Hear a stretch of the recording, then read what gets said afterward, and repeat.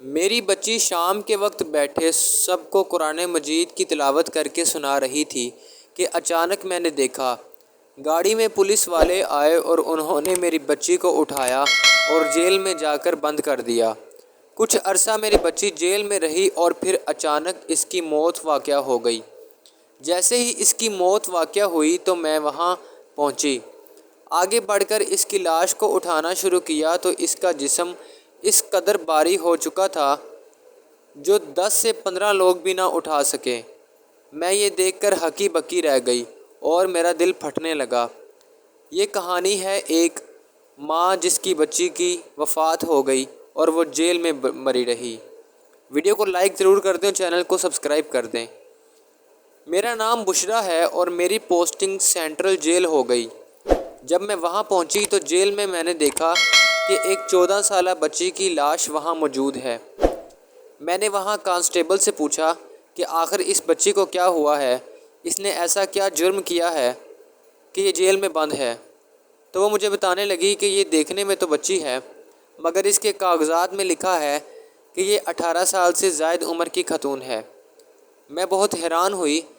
میں نے کانسٹیبل کی طرف حیرانی سے دیکھا اور پوچھا کہ اگر یہ بچی ہے تو اس کی عمر 18 سال کیوں درج ہوئی ہے؟ تو وہ مجھے بتانے لگی کہ قانون کے مطابق 18 سال سے کم عمر بچے یا بچی کے لیے سزا نہیں ہوتی، لہٰذا اس لیے اس بچی کی عمر 18 سال سے زائد درج کی گئی ہے۔ پھر میں نے کانسٹیبل ریحانہ سے پوچھا کہ آخر اس بچی کو یہاں جیل میں کیوں بند کیا گیا ہے اور اس کی عمر میں اس کی موت کیسے واقع ہو گئی؟ ریحانہ مجھے یہ سب نہیں بتا رہی تھی اور وہ فوراً میرے کمرے سے باہر چلی گئی۔ میں بہت حیران تھی اور مجھے اس تھانے کا عملہ بھی اس بچی کی موت اور سزا کے بارے میں کچھ بھی نہیں بتا رہا تھا۔ میں آخر حیران تھی کہ اتنی چھوٹی سی بچی نے ایسا کون سا جرم کیا جو آج اس کو جیل میں بند کیا گیا ہے اور اس کی موت بھی واقع ہو گئی۔ پھر میں وہاں سے آگے بڑھی اور جیل نمبر 540 پر پہنچی۔ مجھے اس کے پاس سے عورتوں کے رونے کی آواز آنے لگی۔ میں ان روتی ہوئی آوازوں کی طرف گئی تو ان عورتوں سے پوچھا کہ آخر تم زور زور سے کیوں رو رہی ہو؟ تو وہ مجھے بتانے لگی، جس کو سن کر میری حیرت میں مزید اضافہ ہو گیا اور میں مزید حیرت کا شکار ہو گئی۔ عورتیں کہنے لگی کہ ماہ نور ایک 14 سالہ بچی تھی اور یہ روزانہ کی بیس پر ہمیں قرآن مجید کی تلاوت سنایا کرتی تھی۔ صبح و شام اس کا یہی معمول تھا اور وہ قرآن مجید کی تلاوت کرتی رہتی اور جیل میں ہمیں بھی ساتھ پڑھاتی رہتی تھی اور ہمیں اکثر سکھایا بھی کرتی تھی۔ ہم اس کو اکثر کہا کرتے تھے کہ تم اتنی چھوٹی سی عمر میں جیل میں آ گئی ہو تو اب تم ساری عمر یہاں ہی گزرے گی۔ یہ سن کر بھی ماہ نور پریشان نہیں ہوتی اور نہ ہی کبھی خوف کھاتی تھی۔ میں نے یہ سنا تو میں حیران ہو گئی اور پھر ماہ نور کی جیل کی طرف بڑھی تو میں نے محسوس کیا کہ ماہ نور کے کمرے سے ہر طرف سے پیاری پیاری سی خوشبوئیں آ رہی تھیں۔ میں نے کانسٹیبل ریحانہ سے پوچھا کہ اس کے کمرے سے خوشبوئیں کیوں آ رہی ہیں؟ تو وہ مجھے بتانے لگی کہ یہ 14 سالہ بچی ماہ نور جیل میں فرمائش کر کے اپنے گھر والوں سے عطر منگوایا کرتی تھی، لیکن ریحانہ نے ابھی بھی مجھے اس بچی کے بارے میں کچھ حقیقت نہیں بتائی تھی اور نہ ہی اس کے گھر والوں کو آگاہ کیا تھا کہ ان کی بچی کی وفات ہو چکی ہے۔ میں یہ ماجرا دیکھ کر بہت حیران اور مجھے یوں لگتا کہ سارے جیل والوں کو یہ معاملے کا پتہ ہے لیکن کوئی مجھے بتانے کو تیار ہی نہیں۔ ویڈیو کو لائک نہیں کیا تو یار جلدی سے لائک کر دیں، چینل کو سبسکرائب بھی کر دیں۔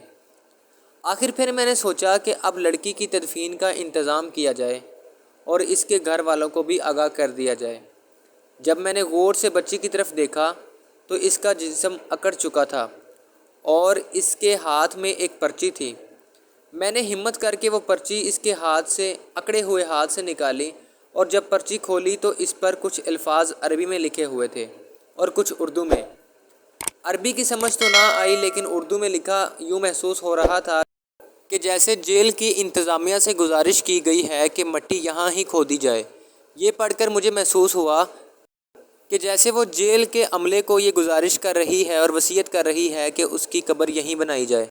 ویسے تو یہ بات قانون کے خلاف تھی کہ اس بچی کو یہیں جیل میں دفنایا جائے، لیکن میں نے عملے سے بات کی اور انہوں نے مجھے اس پر کوئی خاطر خواہ جواب نہیں دیا۔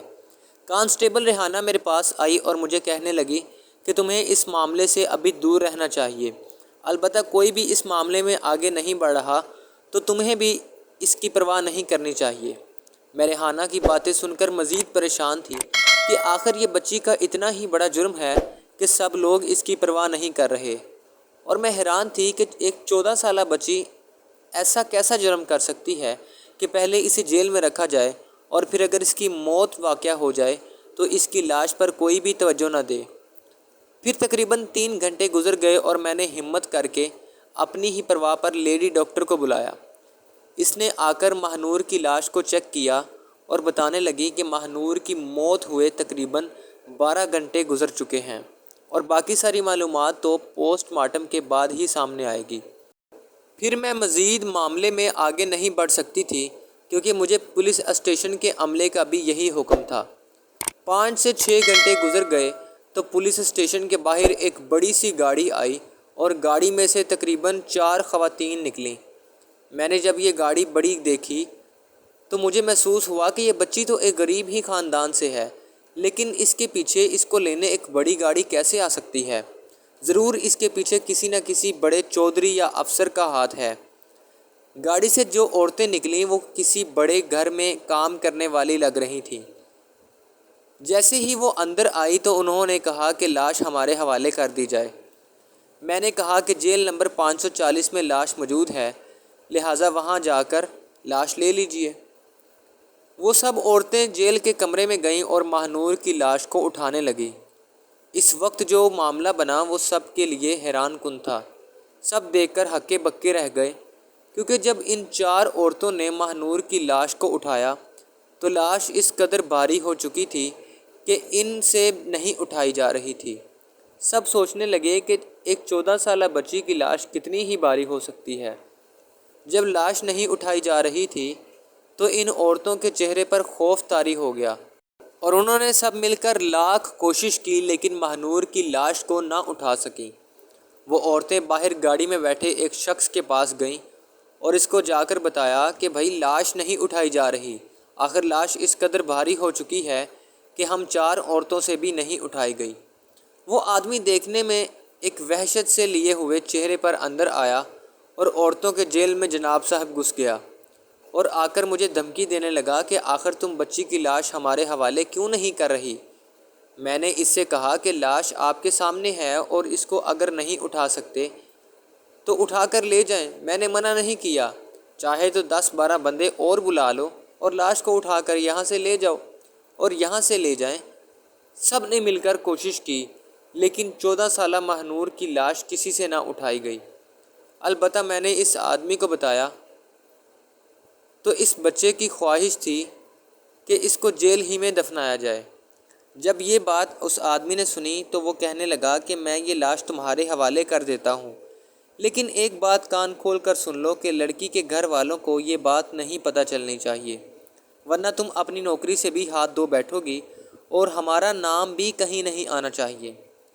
میں یہ سن کر ان سے کہا کہ آپ بے فکر ہو جائیں، ایسا کچھ نہیں ہوگا۔ پھر وہ عورتیں اور شخص گاڑی میں بیٹھے اور جیل سے چلے گئے۔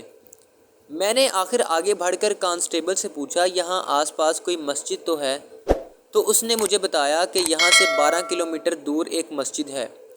پھر میں مسجد میں پہنچی اور وہاں پہ ایک بڑے عالم ظہر کی نماز پڑھا کر فارغ ہوئے تھے اور ذکر میں مشغول تھے۔ میں جب وہاں پہنچی تو مجھے دیکھ کر گھبرا گئے کہ جیسے میں کسی کیس کے سلسلے میں ان کے پاس آئی ہوں اور انہیں گرفتار کرنے کی غرض سے آئی ہوں۔ لیکن میں آگے بڑھی اور ان سے کہا کہ میں آپ سے کچھ بات کرنا چاہتی ہوں۔ میں نے سب معاملہ بتایا تو وہ ایک عالم صاحب کہنے لگے کہ اس معاملے کی کھوج کے لیے تو مجھے آپ کے ساتھ جیل میں ہی جانا پڑے گا۔ علامہ صاحب میرے ساتھ جیل میں آئے اور انہوں نے آ کر جب ماہنور کی لاش کو دیکھا اور میں نے ان کو وہ ماہنور کی لکھی ہوئی پرچی بھی دکھائی۔ پرچی دیکھتے ہی علامہ صاحب نے کہا کہ 4 سے 5 مزدوروں کا انتظام کیا جائے۔ میں نے آس پاس کے علاقے سے 5 مزدوروں کو بلایا تو علامہ صاحب ان مزدوروں سے کہنے لگے کہ اس بچی کے آس پاس مٹی کھودنا شروع کر دو۔ جب مزدوروں نے مٹی کو کھودنا شروع کر دیا تو میں نے علامہ صاحب سے کہنے لگی کہ آخر آپ یہ کیا کر رہے ہیں؟ ایسے تو لاش کی بے حرمتی ہو رہی ہے۔ علامہ صاحب مجھے کہنے لگے کہ آگے آؤ اور یہاں سے بچی کی لاش کو اٹھا لو، اب یہ ہلکی ہو چکی ہے اور پہلے کی طرح وزنی نہیں رہی۔ میں نے آگے ہو کر جب ماہنور کی لاش کو اٹھایا تو وہ اس قدر ہلکی ہو چکی تھی کہ جیسے پھولوں کی سیج ہو۔ میں نے اسے ایک ہاتھ سے ہی بس اٹھا ہی لیا وہاں سے۔ پھر علامہ صاحب نے سب مزدوروں کو کہا کہ آس پاس کی کھدائی جلدی سے کرو۔ علامہ صاحب میرے پاس آئے اور مجھے بتانے لگے کہ تم اس لڑکی کی وصیت کو نہیں سمجھ پائی۔ سبسکرائب کر دے جلدی سے چینل کو۔ اس لڑکی کا یہ کہنا نہیں تھا کہ مجھے یہاں دفناؤ، بلکہ عربی میں یہاں پر لکھا ہوا تھا کہ اس کے آس پاس کی کھدائی کی جائے۔ پھر مجھے معلوم ہوا کہ آخر علامہ صاحب کو بہتر پتہ ہے اور وہ عربی بھی جانتے ہیں، تو لہٰذا جو کرنا ہے اب ان کو پتہ ہو۔ پھر میں نے بنا کوئی خوف کھاتے ہوئے لڑکی کے گھر والوں کو آگاہ کرنے کا فیصلہ کیا اور میں نے اللہ تعالیٰ پر بھروسہ کر لیا اور لڑکی کے گھر والوں کو اطلاع دے دی۔ میں اللہ پر پختہ ارادے رکھے ہوئے تھی کہ اگر وہ مجھے بچا لے گا تو کوئی بھی میری نوکری نہیں ہٹا سکے گا اور نہ ہی مجھے کوئی ڈرا یا دھمکا سکے گا۔ جیسے ہی لڑکی کے گھر والے جیل میں پہنچے تو لڑکی کی والدہ زور زور سے رونا شروع کر دیا۔ میں نے اسے پوچھا کہ آخر کیا آپ مجھے بتا سکتی ہیں کہ کیوں آپ کی بچی کو جیل میں بند کیا گیا؟ کیونکہ میری تو یہاں 2 ہفتے پہلے ہی پوسٹنگ ہوئی ہے، مجھے آپ کی بچی کے معاملے میں کچھ بھی معلوم نہیں، اور ایک آپ ہی ہیں جو مجھے بہتر انفارمیشن دے سکتی ہیں۔ وہ عورت کہنے لگی کہ میرا نام کلثوم ہے اور یہ ماہنور کے والد ہیں۔ دراصل ہماری یہ بچی بہت نیک تھی اور حافظ قرآن تھی، ہر وقت تلاوت قرآن مجید فرقان حمید میں مصروف رہتی تھی اور نیک اور پرہیزگار اور ایک نیک سیرت والی خاتون تھی۔ اس کی عمر ہی کیا تھی کہ اسے جیل میں لا کر بند کر دیا گیا۔ البتہ بچپن سے ہی اس کو کمزوری تھی، جس کی وجہ سے ڈاکٹروں کا یہ کہنا تھا کہ یہ زیادہ دیر تک نہیں رہ سکے گی، لیکن مجھے کیا معلوم تھا کہ ان ظالموں نے اس کے ساتھ جیل میں ایسا سلوک کیا۔ یہ کہتے ہوئے وہ عورت روئے جا رہی تھی۔ میں نے اس کو دلاسہ دیا اور بتایا کہ جیل میں ماہنور کے ساتھ ایسا کوئی بھی ظلم نہیں کیا گیا، بلکہ یہاں بھی وہ اپنی شریک عورتوں کو قرآن مجید کی تلاوت سنایا کرتی تھی۔ اور آخر آپ مجھے اصل حقیقت سے آگاہ کریں کہ آخر آپ کی بچی کو یہاں جیل میں کیوں بند کیا گیا؟ اللہ انصاف کرنے والا ہے اور آپ کی بیٹی کو ضرور انصاف ملے گا۔ پھر وہ عورت مجھے بتانے لگی کہ ہم لوگ علاقے کے چودھری کے پاس رہا کرتے تھے، اس کی زمین کی حفاظت کیا کرتے تھے اور میں اس کے گھر کام کرتی تھی، جبکہ میرا شوہر چودھری کی زمینوں میں کھیتی باڑی کرتا تھا۔ البتہ چودھری نے مجھے یہ منع کر رکھا تھا کہ میں اپنی اس بچی کو دنیاوی تعلیم نہ دلواؤں۔ پھر مجھے یہ سن کر حیرت ہوئی کہ چودھری آخر میری بچی کو دنیاوی تعلیم حاصل کرنے سے کیوں روکتا ہے، مگر پھر میں نے اپنی بچی کو قرآن مجید حفظ کروایا۔ میری بچی نے بہت ہی کم عمر میں قرآن مجید حفظ کر لیا اور وہ محلے کی تمام عورتوں کے ساتھ مل کر تلاوت قرآن پاک کیا کرتی تھی۔ اس کی آواز اتنی پیاری، خوبصورت اور سریلی تھی کہ علاقے کی تمام عورتیں شام کے وقت جمع ہو جاتی اور اس بچی کی تلاوت سنتی رہتی اور اسے شاباش بھی دیتی کہ آخر ماہنور نے کم عمری میں قرآن مجید سیکھا اور دوسروں کو بھی سکھایا۔ پھر ایک دن میری بچی ماہنور چودھری کی بیٹی کے ساتھ کھیل رہی تھی۔ نہ جانے میری بچی نے چودھری کی بیٹی کا ایک معمولی سا کھلونا توڑ دیا تو چودھری کی بیٹی نے جا کر اپنے والد کو بتایا تو وہ آگ بگولا ہو گیا۔ اس نے میری بچی ماہنور کو پہلے خود گھر سے دھکیلا اور پھر اس نے نہ جانے کیوں اس معصوم سی بچی کو جیل میں بند کرنے کا فیصلہ کیا۔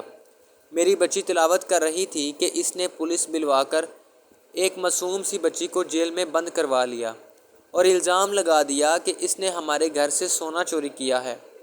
البتہ میں یہ حیران تھی کہ آخر نہ ہی میری بچی کا کوئی اتنا بڑا گناہ ہے اور وہ ایک معمولی سا کھلونا ٹوٹنے سے یہ چودھری نے ہماری بچی کے ساتھ اتنا بڑا ظلم کر ڈالا ہے۔ میں نے چودھری کو کافی بار کہا کہ میری بچی کی اتنی بڑی غلطی نہیں ہے اور اگر ایک معمولی سی کھلونے کی بات ہے تو ہم تجھے بازار سے نیا دلوا دیتے ہیں، مگر میری بچی کو معاف کر دو۔ تو اس چودھری نے دولت کے خمار میں ہمیں بھی گھر سے نکال دیا اور ہماری بچی کے ساتھ بھی ظلم کرواتا رہا۔ ہم در در کی ٹھوکریں کھاتے پھرتے ہیں اور یہ مہنور کا والد مزدوری کیا کرتا ہے اور شام کو بمشکل 2 وقت کی روٹی کما کر لاتا ہے۔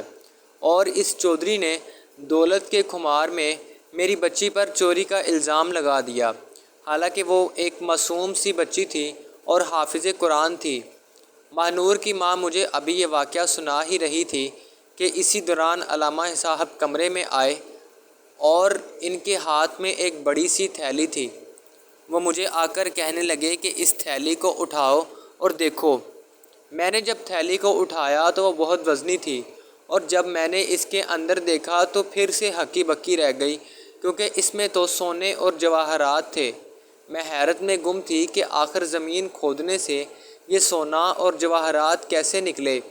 پھر علامہ صاحب بتانے لگے کہ آخر اس لڑکی کی لاش اس لیے بھاری ہو چکی تھی کیونکہ زمین میں یہ تھیلی دفن تھی۔ اس تھیلی کے پیچھے ایک راز ہے، اور وہ راز یہ ہے کہ لڑکی جیل میں بیٹھ کر صبح و شام اپنے ماں باپ کے لیے دعا کیا کرتی تھی اور ایک کاغذ پر لکھ دیتی تھی کہ اے اللہ، میرے ماں باپ کو اتنے سونے اور جواہرات سے نواز دے کہ انہیں کبھی کسی بھی چودھری کی محتاجی نہ ہو۔